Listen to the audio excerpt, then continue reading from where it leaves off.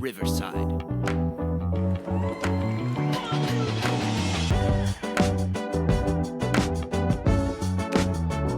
Hello, and welcome into TheSadFan, where we talk about the good, the bad, and everything that makes you sad. And I mean, I gotta start with the start of. I'm not gonna start with the start of. I gotta start with the start of Jim Harbaugh's NFL coaching career, which, you know, I don't know if it's an omen or what's happening, but the first NFL game he ever attends is the head coach. That's right, the head coach of the Los Angeles Chargers. They lose. That was wild. What's going on there? What do you make of that, Wes? Is this an omen? Is this something that's predicting the future of his NFL coaching career? No, not at all. Let me tell you what, he's going to do wonders with he's going to do wonders with Herbert and the Chargers. Okay, he's going to do wonders with the Harbaugh name. he turned the 49ers around in one season. Like, I'm telling you right now, Chargers are going to go to the playoffs. They're probably going to go to. I think they're gonna lose in the divisional round in a nail biter next year. The divisional Harbaugh's going round. to turn that. So yeah, they're going to be a wild card pick. They're going to be a wild card.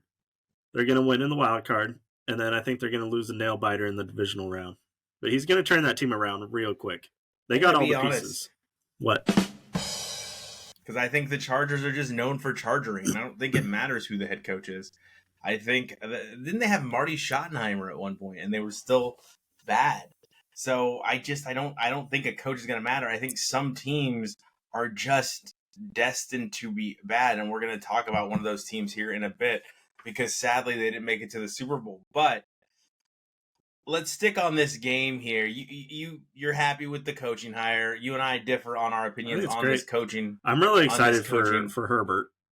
I think on this coaching carousel. It's nice that he's a good coach. Okay, we'll get back to it. Don't worry. You can talk about your duck. Quack, quack, quack. Relax. Quack, but quack. Let's talk about this Ravens 49er game because that was really a device to set you up for the Ravens 49ers game. And you took it as a device to set you up to talk about how much you love Jim Harbaugh and how much you love Justin Herbert. All right. So the first game Jim Harbaugh he attends, they lose, right? Because he was supporting his brother John. Just like John supported him when Michigan won the national championship.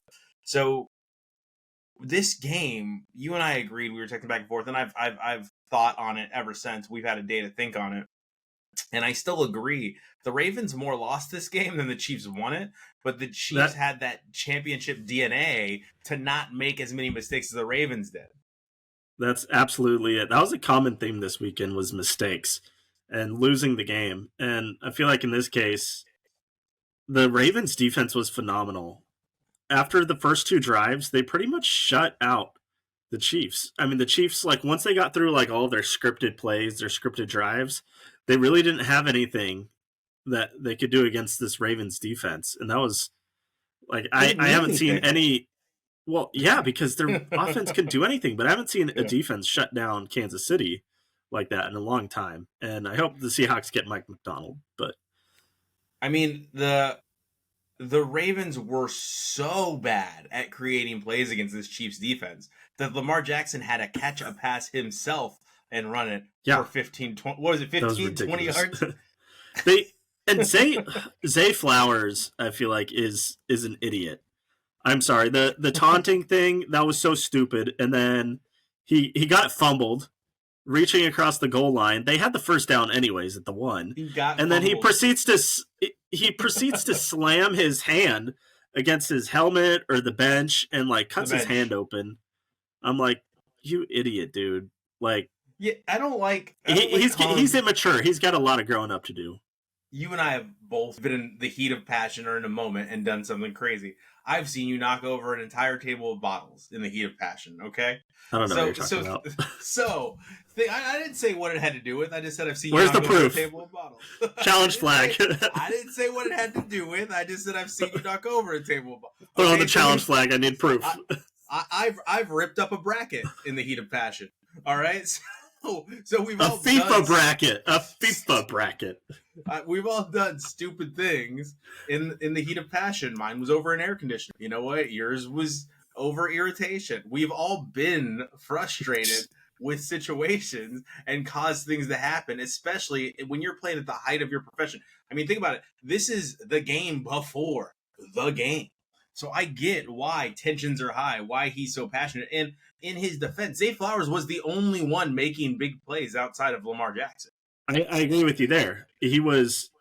It's so frustrating to see someone so good, but make so many giant, stupid mistakes that cost their team the game. Yeah, it did. And I do think the taunting, remember, he taunted Sneed after he caught the ball on Sneed. Guess who caused the fumble? Sneed. Yeah, he made the championship play. Zay Flowers didn't. He's like, okay, you want to taunt? I got you. And then he made the championship play at the goal line. So, yep. I mean, you reap what you sow. That's why I love taunting. I love taunting. I love it. I think it should be allowed. Let them taunt. Like, let them talk smack. Let this happen. Let them celebrate. Like, let this. I mean, they were letting Kelsey do it all game. Yeah, as long as they're not. Why didn't they call it against Kelsey? We're not going to do that show. But as long as they're not fighting, let them taunt. Right? They got to protect Tay-Tay's boyfriend, okay? I don't want to have the show about how much the refs protect Patrick Mahomes and the Chiefs and all. I don't want to. I saw enough of it on Twitter, okay? I understand there's a narrative out there. And as a Raiders fan, I am obligated to, on occasion, agree. However, I did think that the broadcast team did do a great job of showing, hey, no, this really was a penalty. Here's why. And they actually showed you, so you weren't like, nah, that's BS, I don't agree. Like, it would show you. It showed you the Zay Flowers penalty. It showed you the offside. They were doing a good job, I thought. I think for the most part, yeah. Now, the 49ers game. Wes, I'm going to let you take the lead on this 49ers game, because obviously in England, I just get to watch the recaps and the highlights. That game's on very late here. But when I went to sleep, I will tell you this. When I went to sleep, the lines were up like 20-7. Yeah, it was a blowout, or at least that's what it looked like. And the Lions just stopped doing what they were doing, and they started making big mistakes. And Dan Campbell started being a dumbass. I'm sorry, that's it. I get being aggressive. You're conservative though. You're no. I love you throw out dumbass. Trust me. You're right. I didn't see it. I'm gonna let you take the lead. Oregon, I love it when Oregon's aggressive. Like most of Dan Lanning's aggressive calls last season, I will back up. I get it. I like being aggressive, especially if you have the lead and it's like 4th and 2. Freaking go for it. Pile it on. Like that one, I don't like. Yeah, step on their throats. Yeah. But when you're behind by 3 and you have a chance to tie the game with like a 45-yard field goal and you elect to go for it on 4th and 3, that's stupid. That is incredibly stupid. Like I was like, wow, we are watching a guy try to get fired in real time. He's gonna get fired. Look what he did in Detroit. He's gonna be a god in Detroit. He's not. But that was the dumbest. That was one of the dumbest play calls I've ever seen in my life. So how did he 30 go years for of watching football. I didn't see the play. What was the play that he used to go for it? Was it a run? No, I think it was a pass. I mean, gosh, I'm kind of down for that. But so here's the thing, though. They started going away from the run. I feel like after that fumble, they just completely abandoned the run. And they had been dominating San Francisco all day long with the run. I mean, before the end of halftime, Jahmyr Gibbs and Montgomery. Yeah, Montgomery. They each had over 100 yards. And when I was watching, like I said, I fell asleep at 20-7. But I gotta say, when I was watching, let me finish that statement. When I was watching, they were running the ball pretty well. In fact, David Montgomery had run in a touchdown earlier in the game, in the first quarter, I believe. But would this be a non-issue if they had lost by more than 3? Do you think because they lost by 3 points, it's a big issue? I think the way they lost is a big issue. There's really no excuse for losing that kind of a lead in that kind of a game. Unless you get an injury. No one got injured. Mm-hmm. They just fumbled it. I mean, it's the equivalent of someone running it in and dropping it right before the end zone. There is an image of C.J. Gardner-Johnson waving goodbye to all the San Francisco fans. And I'm just superstitious in sports. Like I said, I love the taunting, but here we go. Who caused the fumble? Sneed. Who got taunted? Sneed. Who started taunting first? the Lions, Eminem, everybody was in the crowd taunting, right? Eminem's flipping off all the 49er fans. I didn't see that. CJ Gardner-Johnson is waving goodbye to all the 49er fans. And they lose. So I like the taunting aspect of things. I like what it adds to the game, what we get from it. However, I do feel absolutely terrible for the Lions because I wanted them. I was like, okay, I don't mind watching the Lions against the Chiefs in the Super Bowl. I'm fine with that.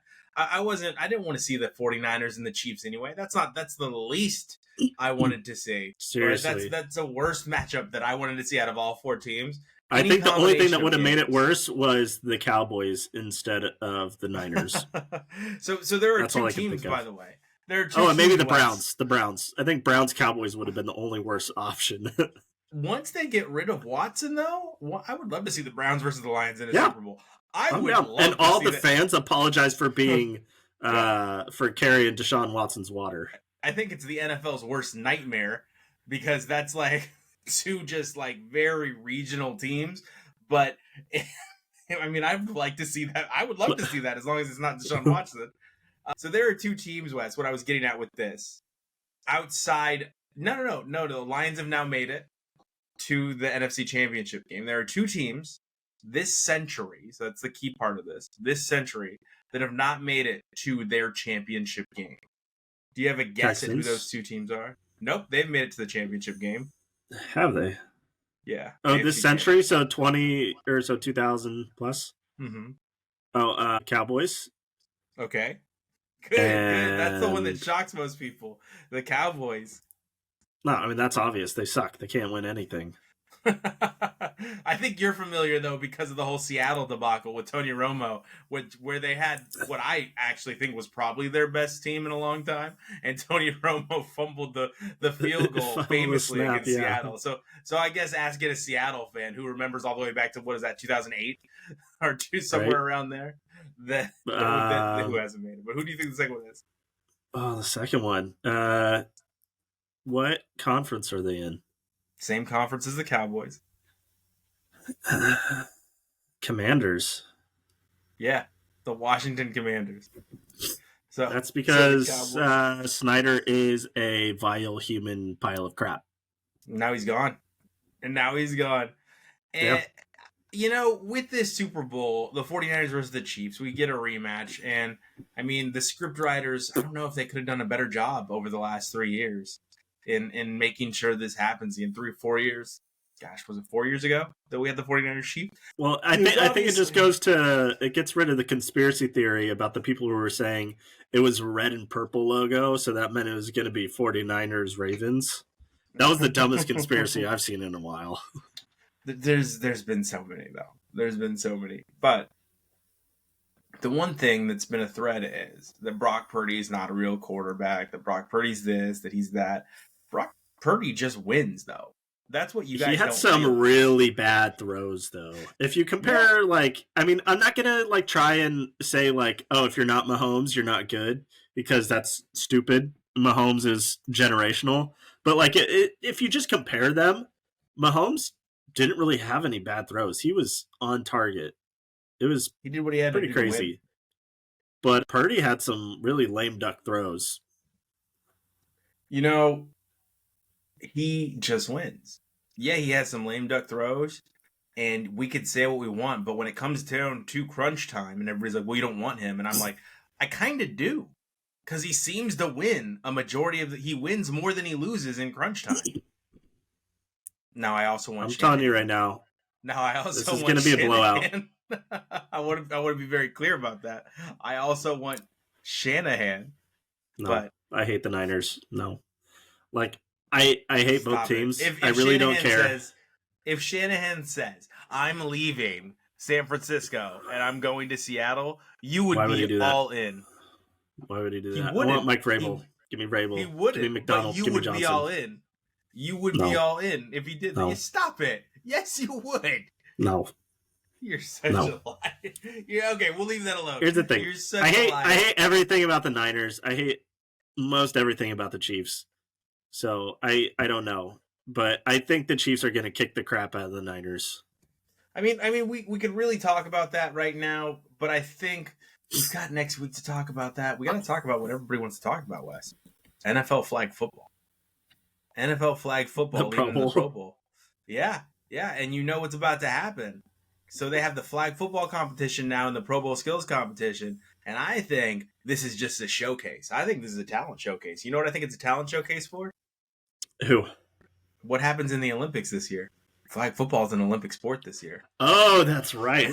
I completely forgot that it was a Olympic sport now.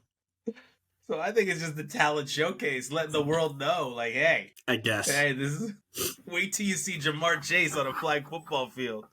Wait till you see Lamar Jackson on a flag football field. Wait till you see some of this. The whole thing of flag football being in the Olympics is kind of silly. Well, we don't get to put I don't think we're putting our best team on the court because Josh Allen would just throw over everyone. Could you imagine the cornerback from China trying to cover Travis Kelce? No, not happening.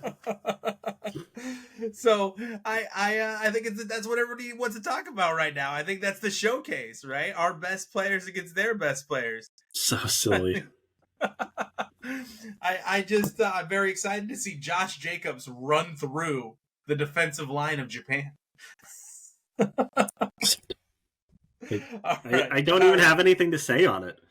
You have nothing to say. You're not picturing DK Metcalf lining up against the safety from Jamaica?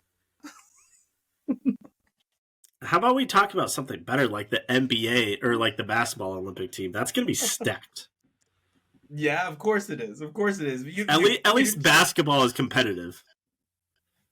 It is, and I jest, but we do have the Pro Bowl weekend coming up. It's going to be What's next? Are we going to do trampoline basketball in the Olympics? Skateboarding is an Olympic sport now, I think, right? So we got skateboarding in the Summer Olympics. Okay, let's do skateboard basketball. Skateboard basketball, slam ball. Do you remember slam ball from back in the day? Do you remember that? I do. The trampoline sports? All right, speaking of trampoline sports, Vince McMahon used the World Wrestling Federation, before it became WWE, to trampoline himself all the way to the top of business by being great at business. He was able to combine and bring together tons of regional entities, and everybody looked at him as this czar of wrestling. But it turns out he was a pretty terrible person, huh, Wes? Oh, yeah. I mean, I could have told you that years ago, decades ago. Okay. All right. I mean, the writing was on the wall, right? There was a lot of signs. If you look back now, there really was. If you use hindsight, it was everywhere. Yeah. But yeah, so for those who don't know, he had a lawsuit filed against him it was this woman, and she was trying to basically like get into the business, and he basically pimped her out to other wrestlers, had her like take videos, photos of herself, and then also hooked her up with other wrestlers for sex. And he also partook, including defecating on this poor lady, just so she could get a promotion or get in the biz. And it's pretty disgusting. Basically sex trafficking.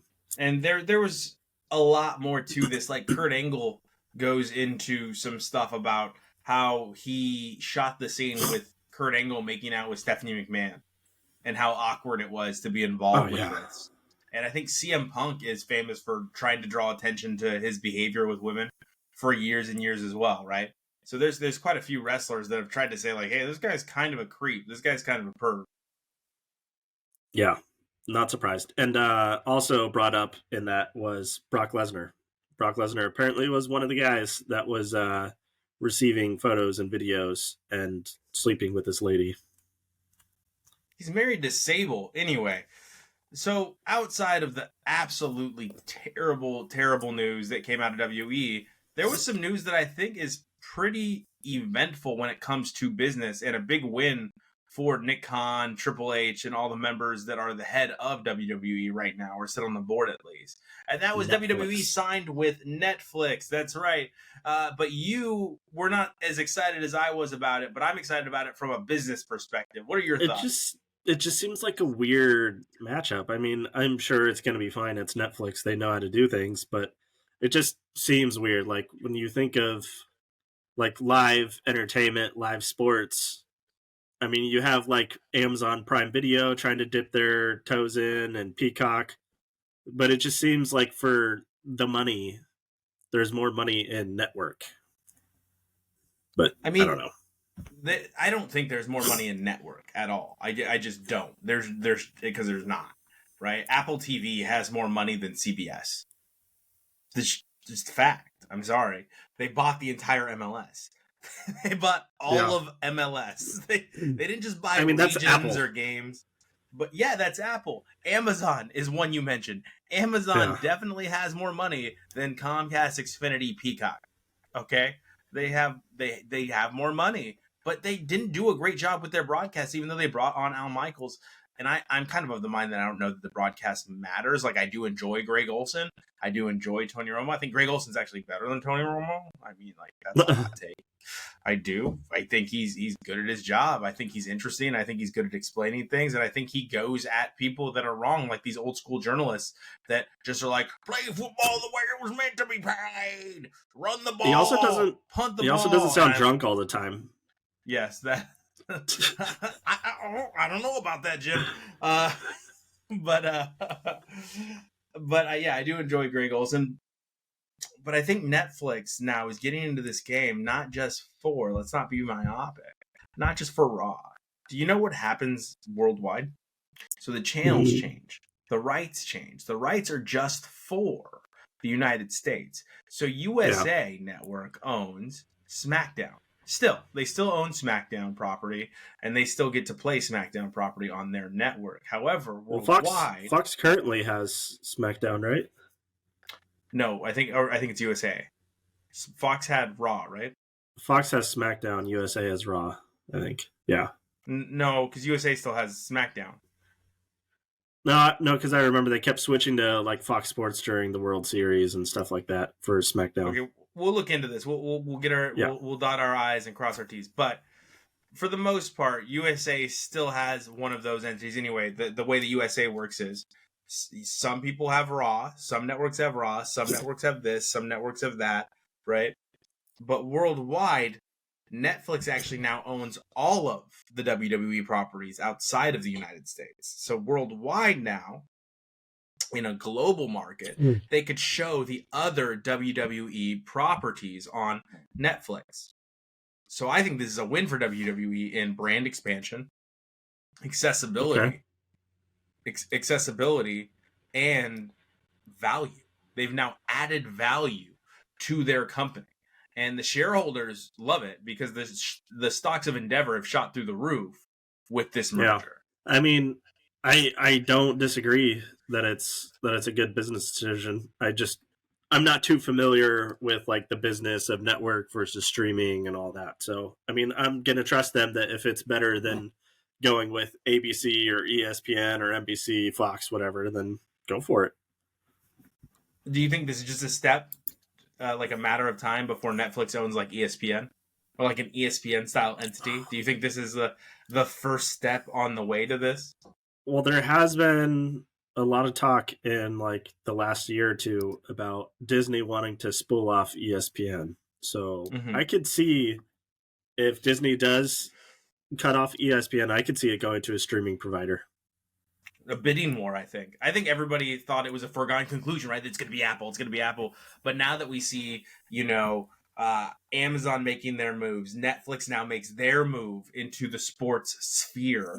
I think it's going to be a bidding war for ESPN. I think ESPN is still a very valuable property. I think live sports is still something. It's the best reality TV. The best reality TV is live sports. I mean, yeah, I'm going to be really depressed in 2 weeks because there's going to be no more football on. Yeah. I'm going to be really sad until March Madness. The good thing about that is maybe I could catch you on a weekend in the morning and we can record this show so I'm not up at 4 a.m. yelling at you. Nope, not happening. but there was a court storming incident that you and Josh got to talk about, and I'm a little bit jealous. I was jealous that you guys got to talk about Buffalo. Yeah, because Caitlin Clark is your idol. I love Caitlin Clark. I do. But I gotta admit, I kind of agree with the Dan Levitard show don't be mad at me. Did she sell that a little bit? Did she sell it a little bit? Was there a little sell there? I don't think so. You don't think so? Rewatch the video, and I want to get a text message from you. Rewatch the video. Okay. But I'm watching. I'll rewatch it again because I only want. It's been a while, so. And my initial reaction when I saw that, because I apologize again to the audience, I was on my anniversary trip, but my initial reaction was like, I don't know if she hit her that hard. I don't know if I feel like that was almost like when you're on the court and you want to take a charge. That's how I felt about the Caitlin Clark thing. Now, I do think, hey guys, like let's stop storming the court for every little thing. Like it doesn't. We don't have to storm the court for every little thing. And if you've never stormed the court before, which this young lady clearly had never stormed the court before, maybe don't be the first one. Maybe right. And maybe let a couple others so you can see how it works. Let a couple others run first and then get your bearings. Go ahead. I just feel like basketball is like a basketball court is inherently more dangerous for storming than a football field. Why? There's more players. Well, if you get knocked down, it's hardwood, not grass. Mm-hmm.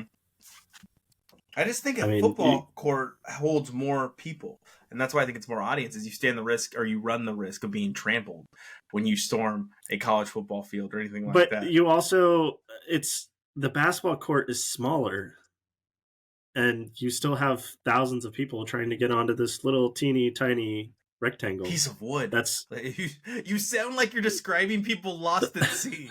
like the boat has capsized and we now have thousands of tourists. This is Titanic, okay?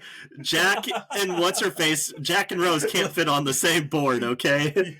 You definitely artistically James Cameron-y described a court story to me just now. I don't know if it's that, but okay. Let me ride this train with you. Next week, of course, like I said, I alluded to this already. It's the start of not having football to talk about. So we're going to see what we're able to fill the time with here on the Sad Fan. We're going to have stuff programmed. We're going to definitely go back to talking about issue-based television and reporting when it comes to sports. Granted, can we talk about the coaches? Because I really want to talk about Atlanta fumbling the ball with Bill Belichick. Go. You have 2 minutes on this, and then I will give you my comment. Raheem Morris was garbage before. He was garbage with the Buccaneers. He was garbage when he was interim head coach with the Falcons. I don't know why they hired him again. He's going to be garbage again. I feel like they just panicked when they realized that either Bill Belichick didn't want to be there or he wasn't the right fit. And they're like, oh, crap, we got to hire somebody. Raheem Morris. 2 thumbs down. You suck. You're going to be a terrible franchise. That you still got 30 seconds. Go. I want to hear what you think. I don't think they did. I don't think in this era that Bill Belichick is the right coach for the job. I'm not going to quote Rex Ryan, kiss his rings. I don't think he did anything without Tom Brady. He showed me that he's exactly who we thought he was when he doesn't have a generational quarterback to go out there and win games. He is exactly who he was with the Jets and with the Browns. He's a great defensive mind that doesn't really know how to relate to players, and people don't want to play for him. Whereas, adversely, Raheem Morris comes from the Sean McVay school of coaching, and that school of coaching, he rehabilitated his career with Sean McVay. And that school of coaching has done a great job. Like you've got your Matt LaFleur's, who else is connected, not from Sean McVay, but coached with Sean McVay is Shanahan. And then, of course, you have also over in Cincinnati, Kyle Allen. The Cincinnati coach is escaping on, but he also coached under Sean McVay. So you're seeing this. He's kind of crowned a lot of people. Raheem Morris is a fine coordinator, but he's not a good head coach, and they're going to find that out again. It's the same thing. It's Josh McDaniels 2.0 over again, okay? He's just not a good head coach. There were so many other better options, and they just freaked out. They panicked. I don't know. We'll see. Nostradamus. You'll see. You'll see in a year. They're going to suck. Well, he's not. I mean, there's a very solid chance you're going to. Here's what's going to happen. Ben Johnson is going to DC. He's not exactly coaching the best team, Wes. They're going to be terrible for years. But here's what's going to happen. Ben Johnson goes to DC. Mike McDonald goes to Seahawks. We get a great defensive head coach Who knows if Vrabel he can sits out actually a head coach? He's a really young guy, but I look forward to it. Vrabel sits out a year? I think so. Although I wouldn't mind Vrabel, but we haven't interviewed him yet. I mean, So- I think he might be taking a break. I think that job, what he was able to do with Tennessee was crazy. So all the credit in the world to him. And you know what, Wes? All the credit He's in rich. the world to Take a break. all the credit in the world to us and our fans. Plus, Vrabel's got a great face for TV. A great face for TV. We want to thank you for joining us each and every week here on The Sad Fan, for joining us. We know it can be tumultuous. We know it can be crazy, but we're here to break it all down for you. Remember, you can reach us at the Sad Fancast and the Sad Fan 12 on X. You can also reach us at Instagram and on TikTok. We will see you there. Have a great week.